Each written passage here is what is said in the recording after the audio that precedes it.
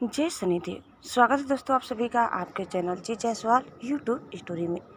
दोस्तों आज हम जानेंगे शनिदेव की व्रत कथा के बारे में। एक बार की बात है, सभी नवग्रहों तथा सूर्य, चंद्र, मंगल, बुध, बृहस्पति, शुक्र, शनि और राहु और केतु में विवाद छिड़ गया कि इनमें सबसे बड़ा कौन है। सभी आपस में लड़ने लगे और कोई निर्णय न होने पर देवराज इंद्र के पास निर्णय कराने पहुंचे। इंद्रदेव घबरा गए और उन्होंने निर्णय करने में अपनी असमर्थता जताई, परंतु उन्होंने कहा कि इस समय पृथ्वी पर राजा विक्रमादित्य हैं, जो कि अति न्यायप्रिय हैं। वे ही इसका निर्णय कर सकते हैं। सभी ग्रह एक साथ राजा विक्रमादित्य के पास पहुंचे और अपना विवाद बताया, साथ ही निर्णय के लिए कहा। अब हम जानेंगे राजा विक्रमादित्य के पास पहुंचा मामला के बारे में। तो राजा विक्रमादित्य इस समस्या से चिंतित थे, क्योंकि वे जानते थे कि जिस किसी को भी छोटा बताया वही क्रोधित हो उठेगा। तब राजा को एक उपाय सूझा। उन्होंने स्वर्ण, रजत, कांस्य, पीतल, सीसा, रांगा, जस्ता, अभ्रक और लौह से 9 सिंहासन बनवाए और उन्हें इसी क्रम में रख दिया। फिर उन सबसे निवेदन किया कि आप सभी अपने अपने सिंहासन पर स्थान ग्रहण करें। जो भी अंतिम सिंहासन पर बैठेगा वही सबसे छोटा होगा। इसके अनुसार लौह सिंहासन सबसे बाद में होने के कारण शनिदेव सबसे बाद में बैठे, तो वही सबसे छोटे कहलाए।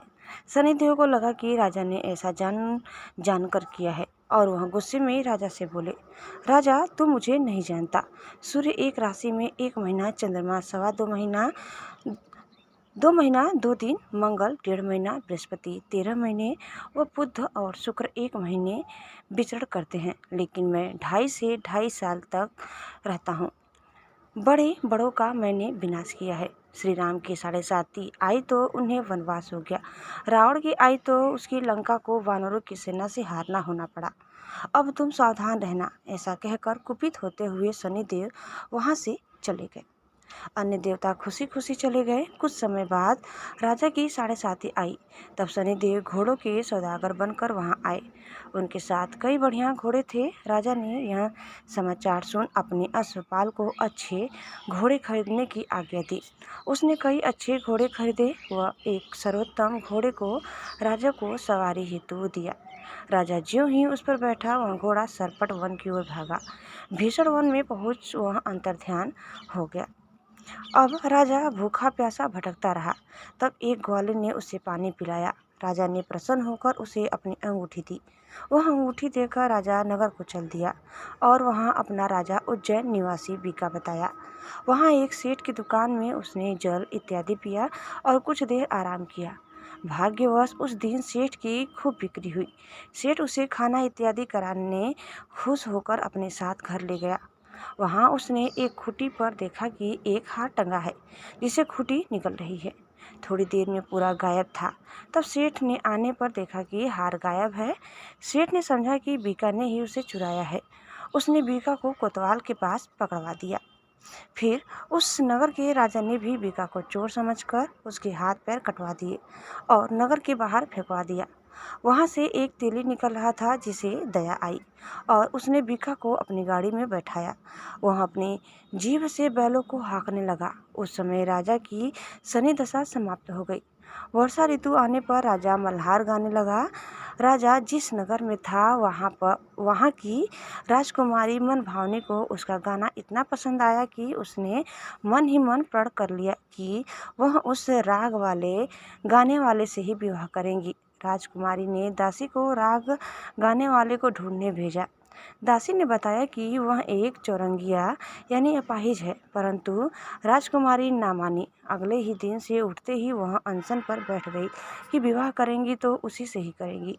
बहुत समझाने पर भी जब राजकुमारी नहीं मानी तो राजा ने उस तेली को बुला भेजा और विवाह की तैयारी करने को कहा। फिर उसका विवाह राजकुमारी से हो गया। तब एक दिन सोते हुए स्वप्न में शनिदेव ने राजा से कहा, राजन देखा तुमने मुझे छोटा बताकर कितना दुख झेला है। तब राजा ने उनसे क्षमा मांगी और प्रार्थना करते हुए कहा कि हे शनिदेव, जैसा दुख मुझे दिया है किसी और को ना दे। शनिदेव मान गए और कहा कि जो मेरी कथा और व्रत कहेगा उसे मेरी दशा में कोई दुख नहीं होगा। जो भी व्यक्ति रोज मेरा ध्यान करेगा और चींटियों को आटा डालेगा, उसकी सभी मनोकामनाएं पूर्ण होंगी। और शनिदेव ने राजा को हाथ पैर वापस कर दिए। प्रातः आँख खुलने पर राजकुमारी ने देखा तो वह आश्चर्यचकित हुआ। बीका ने उसे बताया कि वह उज्जैन का राजा विक्रमादित्य है। सभी अत्यंत प्रसन्न हुए। सेठ ने जब सुना तो वह राजा के पैरों पर गिरकर क्षमा मांगने लगा। राजा ने कहा कि वह तो शनिदेव का क्रोध था, इसमें किसी का कोई दोष नहीं। सेठ ने फिर भी निवेदन किया कि मुझे शांति तभी मिलेगी जब आप मेरे घर चलकर भोजन करेंगे। सेठ ने अपने घर नाना प्रकार के व्यंजनों से राजा का सत्कार किया। साथ ही सबने देखा कि जो फूटी हार निकल गई थी वही अब उसे उगल रही थी। सेठ ने अनेक मोहरे देकर राजा का धन्यवाद किया। सेठ ने राजा से अपनी कन्या श्री कंवरी से विवाह करने का निवेदन किया। राजा ने सहर्ष स्वीकार कर लिया। कुछ समय बाद राजा अपनी दोनों रानियों मनभावनी और श्री कंवरी को सभी उपहार सहित लेकर उज्जैन नगरी को चले। वहां राजा के राज्यवासियों ने सीमा पर खूब आदर सत्कार किया। सारे नगर में दीपमाला बनाई गई। राजा ने घोषणा की कि मैंने शनिदेव को सबसे छोटा बताया था, जबकि असल में वही सर्वोपरि है। तब से सारे राज्य में शनिदेव की पूजा और कथा नियमित होने लगी।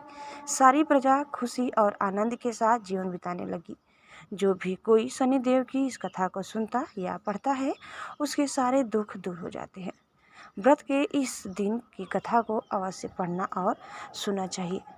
दोस्तों, कथा समाप्त होता है। आपको हमारी आज की शनिदेव की कथा कैसी लगी कमेंट करके ज़रूर बताइए। और चैनल में नए हैं तो प्लीज़ लाइक शेयर और सब्सक्राइब करना न भूलें। धन्यवाद। जय शनिदेव।